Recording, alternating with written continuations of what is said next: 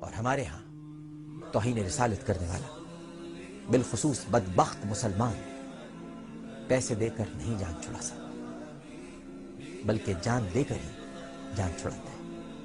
جہاں ضروری ہے نشتر لگانا وہاں نرمی سے کام لیا جائے گا تو زخم درست نہیں ہوگا اور وہ بیماری پھیلتی جائے گی۔ اگر ایسے شخص کو جو کسی طرح بھی گستاخی اور بے ادبی کا مرتکب ہوتا ہے سزا نہ دی جائے تو پھر اس چیز کا دروازہ بند نہیں ہو سکتا، اور سزا ہمیشہ جرم کے مطابق ہوتی ہے۔ یہ جرم سنگین ہے، جتنا سنگین ہے اتنی ہی سزا سخت ہونی چاہیے۔ نے گستاخ رسول کی سزا رکھی۔ قرآن پاک کی سورہ توبہ کی آیت نمبر 60 سے لے کر آیت نمبر 69 تک، اور دوسری آیت قرآن پاک کی ان الذین یؤذون اللہ ورسولہ لعنہم اللہ فی الدنیا والآخرہ۔ تمام مفسرین لکھتے ہیں ان دو آیتوں سے یہ ثابت ہوتا ہے کہ گستاخ رسول واجب القتل ہے۔ امت مسلمہ کا اور مسلمان مملکتوں کا اور حکومتوں کا پوری دنیا میں جہاں بھی وہ یہ فرق ہے کہ اگر کوئی بھی شخص خواہ اس کا تعلق مسلمان طبقے سے ہو یا غیر مسلمان طبقے سے ہو، اگر وہ اہانت رسول کرتا ہے اور جناب رسول اللہ صلی اللہ علیہ وسلم کی توہین رسالت کا اور توہین کا مرتکب ہوتا ہے تو اس کو فی الفور سزا دی جائے گی، اور قانون کے مطابق اس کو موت کی سزا دی جائے گی، اس سے کم کوئی سزا نہیں ہے۔ رسول اللہ صلی اللہ علیہ وسلم نے یہ سزا خود تجویز فرمائی ہے اور اس سے نیچے کوئی سزا نہیں، اس لیے کہ اگر یہ جرم مسلمان کرتا ہے تو وہ اس اعتبار سے دنیا میں رہنے کا حق نہیں رکھتا، اس لیے کہ جب وہ توہین رسالت کا مرتکب ہوتا ہے تو گویا وہ ارتداد دین کا شکار ہوتا ہے، وہ مرتد ہو جاتا ہے، اور مرتد کی سزا ویسے بھی قرآن مجید نے موت ہی رکھی ہے، اس کو صفحہ ہستی پر رہنے کا کوئی حق نہیں دیا۔ موت کی سزا میں سمجھتا ہوں کہ بہت چھوٹا سا لفظ ہے، کیونکہ سب سے بڑی چیز جو ہے وہ موت ہے، جان ہے انسان کی۔ ظاہر ہم یہی کہہ سکتے ہیں کہ بڑی سے بڑی سزا، سب سے سخت سزا کیا ہونا چاہیے۔ ہماری جان فدا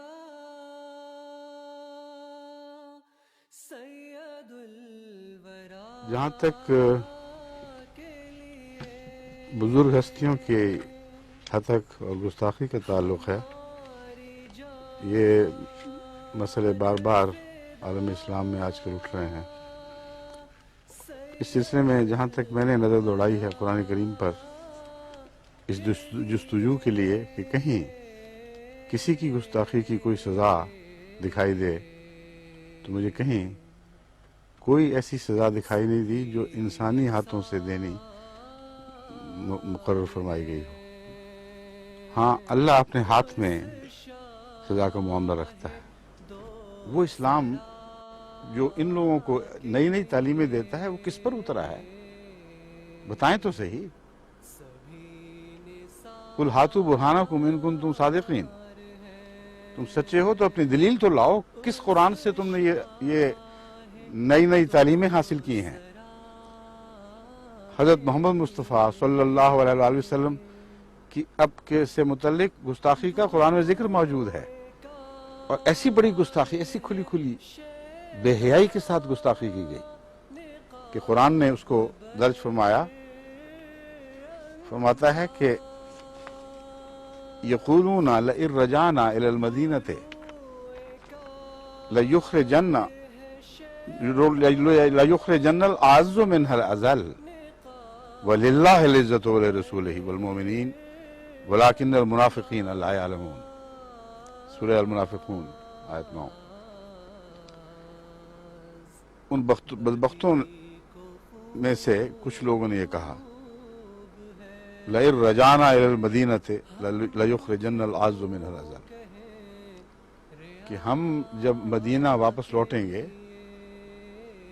اس غزوہ والے سفر سے، تو ان میں جو سب سے معزز انسان ہے وہ سب سے ذلیل انسان کو مدینے سے باہر نکال دے گا۔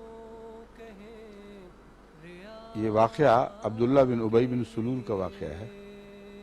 اس بدبخت نے اپنے دوستوں کی مجلس میں ایسی بکواس کی تھی، اور مراد نعوذ باللہ من ذالک حضرت محمد مصطفیٰ صلی اللہ علیہ وسلم تھے کہ جب ہم مدینے پہنچیں گے تو ان کو میں باہر نکالوں گا۔ صحابہ اس آیت کو سن کر بہت طیش میں آئے۔ ظاہر بات ہے جیسی محبت محمد رسول اللہ صلی اللہ علیہ وسلم سے صحابہ کو تھی، ویسے آج کل کے علماء جو بھی مقام رکھتے ہوں ایسی محبت کا دعویٰ تو نہیں کر سکتے۔ بہت دل آزاری ہوئی، لیکن ایمان پختہ تھا، اپنا مرتبہ سمجھتے تھے، قرآن اور رسول کی اجازت کے بغیر کسی قسم کی کارروائی کو گوارا نہیں کرتے تھے۔ ایک کے بعد دوسرا حضور کی خدمت میں حاضر ہوا اور عرض کیا کہ یا رسول اللہ، اس بدبخت نے آپ کی ایسی گستاخی کی ہے کہ ہمارا خون کھول رہا ہے، اجازت فرمائیں کہ ہم اسے قتل کریں۔ لیکن ایک کے بعد دوسرے کو حضور اکرم صلی اللہ علیہ وسلم نے رد فرما دیا، فرمایا نہیں، کسی سزا کی اجازت نہیں دی، بجائے یہ کہ قتل کی اجازت دیتے، کوئی ادنا سی سزا بھی تجویز نہیں فرمائی۔ یہاں تک کہ عبداللہ بن ابی بن سلول کا اپنا بیٹا جو ایمان میں سچا اور پاک تھا، مخلص تھا، وہ حضور کی خدمت میں حاضر ہوا اور اس نے عرض کیا کہ یا رسول اللہ، میرے باپ نے بڑی گستاخی کی، میں جانتا ہوں کہ آپ نے دوسروں کو اجازت نہیں دی، مگر میرے دل میں یہ خیال آیا کہ شاید میری خاطر ایسا نہ کیا ہو کہ مجھے اپنے باپ کی وجہ سے تکلیف نہ پہنچے یا میرے ایمان کو کسی طرح اس وجہ سے ٹھوکر نہ لگے۔ یا رسول اللہ، مجھے اجازت دیں، میں حاضر ہوں اس بدبخت باپ کو قتل کرنے کے لیے جس نے آپ کی گستاخی کی۔ حضرت محمد رسول اللہ صلی اللہ علیہ وسلم نے فرمایا نہیں، کوئی اجازت نہیں ہے۔ اسی طرح وہ حضور کے قافلے کے ساتھ واپس مدینے میں داخل ہوا، اور بعد کی زندگی میں جو اس کے ساتھ سلوک ہے وہ تو انسان دیکھے تو مذہب کے حسن خلق کے آسمان پر ایسا کوئی حسن آپ کو چمکتا ہوا دکھائی نہیں دے گا جیسے حضرت اقدس محمد مصطفیٰ صلی اللہ علیہ وسلم کا حسن کا آفتاب اس سلسلے میں اس موقع پہ چمکا ہے۔ عبداللہ بن ابی بن سلول کچھ دیر کے بعد وفات پا گیا۔ اس کے مرنے کے بعد حضرت صلی اللہ علیہ وسلم نے یہ فیصلہ فرمایا کہ اس کی نماز جنازہ میں پڑھاؤں گا۔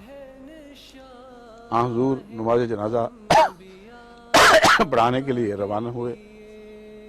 صحابہ میں بے چینی پیدا ہوئی، وہ جانتے تھے کہ یہ کون شخص ہے، عمر بھر منافقتیں کرتا رہا اور حضور اکرم صلی اللہ علیہ وسلم کی شان میں ایسی گستاخی کی تھی۔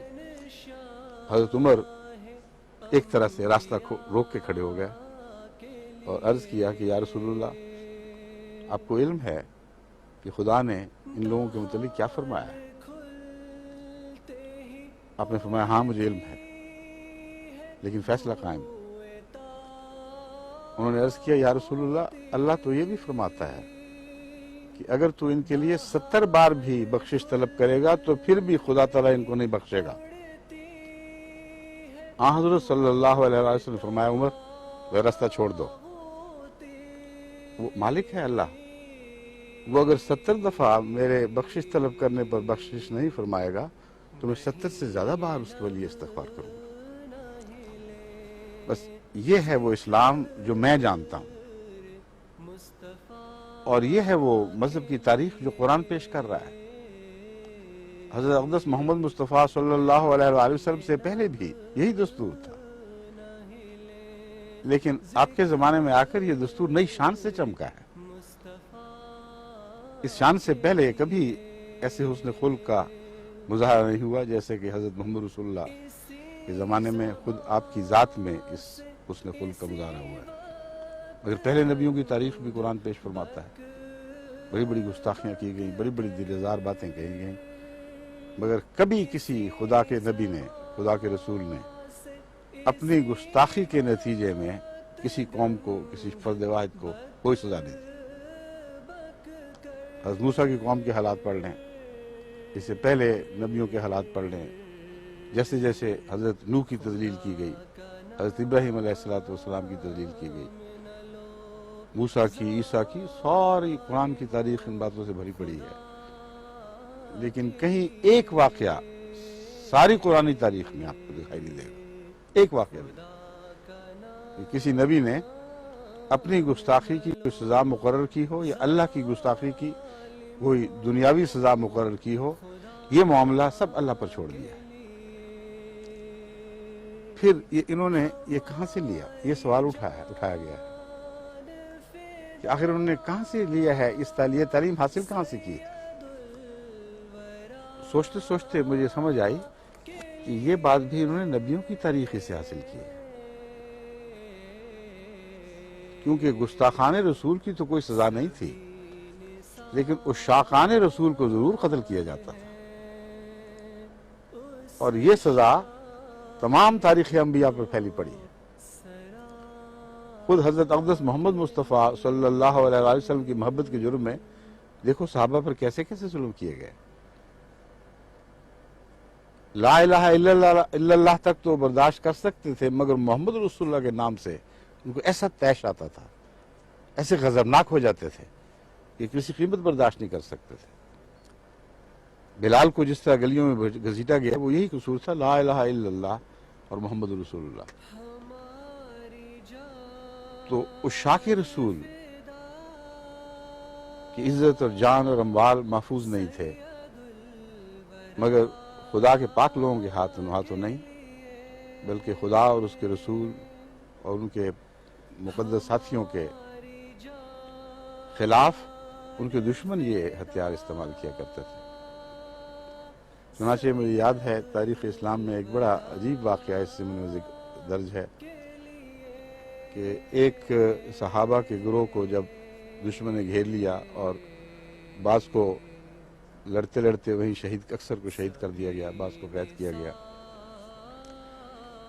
ایک صحابی کو جب قید کے بعد قتل کرنے پر تیار ہوئے تو ایک شخص نے اس وقت اس سے پوچھا کہ اب بتاؤ، اب تم کیا یہ بات پسند نہیں کرو گے کہ تمہاری جان کی خاطر، تمہاری جان بچانے کے بدلے تمہاری جگہ تمہارا رسول محمد رسول اللہ ہوتا اور وہ تمہاری جگہ فدیہ ہو جاتا؟ اس نے پلٹ کر اس شان کے ساتھ، اس جلال کے ساتھ جواب دیا کہ تم کیا باتیں کرتے ہو، خدا کی قسم میں تو یہ بھی برداشت نہیں کر سکتا کہ میری جان کے بدلے میرے پیارے آقا کو مدینے کی گلیوں میں پھرتے ہوئے کانٹا بھی چبھ جائے۔ یہ تھے عشاق رسول جن سے دشمن یہ سلوک کیا کرتا تھا۔ بس جو چاہیں کریں، لیکن حوالے تو درست کریں۔ دنیا کے سامنے اسلام کو کیوں بگاڑ کے پیش کرتے ہیں؟ اپنے نفس کے بغض اور کینے نکالنے ہیں اور اپنی دشمنی کے لیے قتل کے بہانے ڈھونڈنے ہیں، تو میرے آقا و مولا کی تاریخ سے تو آپ کو یہ بہانے نہیں ملیں گے، انبیاء کی تاریخ سے تو آپ کو یہ بہانے نہیں ملیں گے۔ ابو جہل کی تاریخ سے بے شک بہانے تلاش کیجئے، بہت مل جائیں گے۔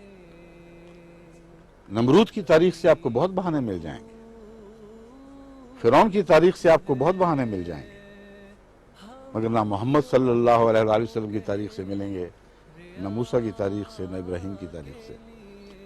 بس جو کچھ انہوں نے ڈھونڈا ہے، مجھے علم ہے کہ کہاں سے ڈھونڈا ہے، سارا قرآن اس پر گواہ کھڑا ہے کہ کہاں سے انہوں نے یہ عذر تلاش کیے ہیں۔ لیکن میری التجا یہ ہے کہ خدا کے واسطے اللہ اور رسول کو بدنام نہ کریں، اسلام کی پاکیزہ اور عظیم تعلیم کا حوالہ مت دیں، حوالے ان کے دیں جن کے یہ کردار تھے، جن کا یہ اسلوب تھا، جو اس اسلوب کے ساتھ ہمیشہ رہے، اور پھر اسی اسلوب کے ساتھ خدا کی تقدیر سے مٹا دیے گئے اور صفحہ ہستی سے نابود کر دیے گئے۔ بس تم کیوں اپنے مٹنے اور اپنے نابودی کے سامان کرتے ہیں؟